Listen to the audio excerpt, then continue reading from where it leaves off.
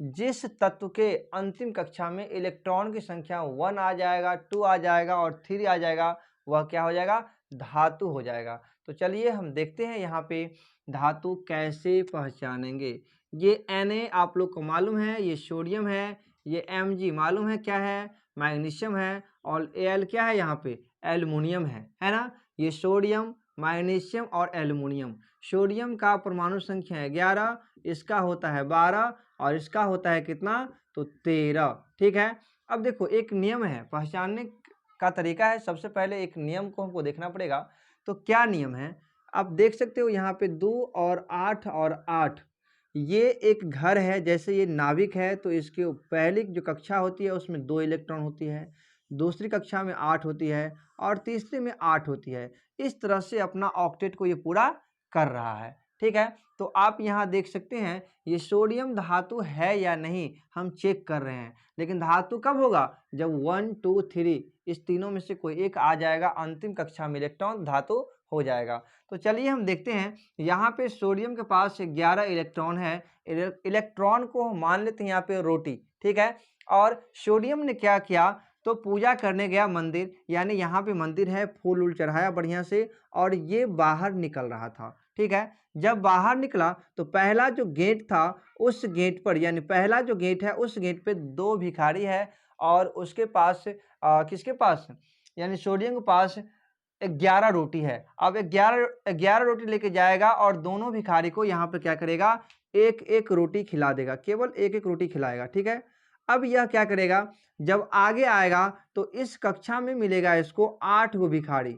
तो आठों को क्या करेगा? एक एक इलेक्ट्रॉन जो है इस तरह से वह खिला देगा, एक एक रोटी उसको खिला देगा। अब इसके पास 2 और 8 10 गो रोटी खत्म हो गया। तो सोडियम के कितना मिला? अब लास्ट में एक ही रोटी बच गया है। तो लास्ट वाला में क्या करेगा? यहाँ पे 8 लोग हैं खाने वाला, लेकिन अब एक रोटी किसी को दे देगा और ये वहां से चला जाएगा। यानी पहला घर में कितने खिलाया? तो 2 इलेक्ट्रॉन, ये वाला घर पहला घर है। दूसरा घर में कितना खिलाया? तो 8। और तीसरा यानी लास्ट में कितना खिलाया? तो 1, यानी अंतिम कक्षा में इलेक्ट्रॉन 1 हो गया। समझ में आ गया ना? ये क्या हो जाएगा? धातु हो जाएगा। अब आप देख सकते हैं मैग्नीशियम। मैग्नीशियम भी वही कहानी। मैग्नीशियम भी क्या हुआ? पूजा पाठ करने घर गया, मंदिर गया और मंदिर जाने के बाद यहाँ पे है मंदिर, यहाँ पे पूजा कर लिया और जब यह बाहर निकला तो यहाँ पर भी 2 रोटी इसको उसी तरह का तरीका से, उसी प्रोसेस से इसको भी बांटना पड़ रहा है। ठीक है ना? अब ये भी क्या करेगा? 2 रोटी यहाँ बांट देगा। अब इसमें जब आएगा तो इसमें क्या करेगा? 8 रोटी, देख सकते हैं 1 2 3 4 5 6 7 और 8, यानी 8 और 2 10 रोटी मैग्नीशियम का खत्म हो गया और इसके पास ओनली बचा 2, क्योंकि 12 है ना। तो 12 रोटी में 10 खत्म हो गया। तो लास्ट में कितना? एक यहाँ और एक यहाँ, 2 दे करके और वह चला जाएगा। यानी अंतिम कक्षा में आप देख सकते हैं यहाँ पे कितना होगा? 2 इलेक्ट्रॉन। इसका मतलब क्या है? सोडियम भी क्या है? धातु है। अब देखो ये जो एल्युमिनियम है यहाँ पे 13 इसके पास रोटी है। अब ये कैसे पता चलेगा? तो अब ये भी क्या करेगा? पूजा पाठ करने जाएगा मंदिर, मंदिर में पूजा किया और बाहर निकला तो 2 इलेक्ट्रॉन बांट दिया। इसके पास बचा है 11 इलेक्ट्रॉन। अब फिर इसमें 8 इलेक्ट्रॉन बांट दिया। अब इसके पास कितना बचा? 3 इलेक्ट्रॉन। तो लास्ट वाला में 1 2 और एक और इलेक्ट्रॉन दे देगा, यानी 3 इलेक्ट्रॉन दे देगा और इसके पास अंतिम में कितना हो जाएगा? तो 3 इलेक्ट्रॉन। इसका मतलब ये भी क्या हो जाएगा? धातु हो जाएगा। आप देख सकते हैं लिथियम के बारे में। लिथियम में 3 इलेक्ट्रॉन होता है, यानी लिथियम के पास कितनी रोटी? तो 3 रोटी है। अब ये 3 रोटी जो है यहाँ पे ये भी क्या करेगा? यही प्रोसेस करेगा। मंदिर आएगा, पूजा करेगा, पहले घर में 2 दे देगा और उसके बाद जब बाहर निकलेगा ना तो इसके पास एक ही रोटी रहेगा। तो बेचारा करेगा तो करेगा क्या? अब एक रोटी यहाँ पे क्या करेगा? इसको दे देगा। यानी अंतिम कक्षा में इलेक्ट्रॉन की संख्या हो जाएगा 1, यानी ये भी क्या है? सोडियम है। चलिए अब देखते हैं पोटासियम की बात करते हैं। तो पोटासियम धातु है या अधातु है, ये हम चेक कर लेते हैं। पोटासियम का परमाणु संख्या होता है 19, यानी इसके पास कितना रोटी है?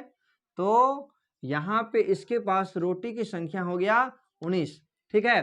तो अंतिम कक्षा में आप देख सकते हैं ऐसे ही निकाल करके यहाँ पर 2 देगा, यहाँ पर 8 देगा, यहाँ पे 8 देगा, खत्म हो जाएगा। अब अगला घर में कितना देगा? अगला कक्षा में केवल 1 देगा ना।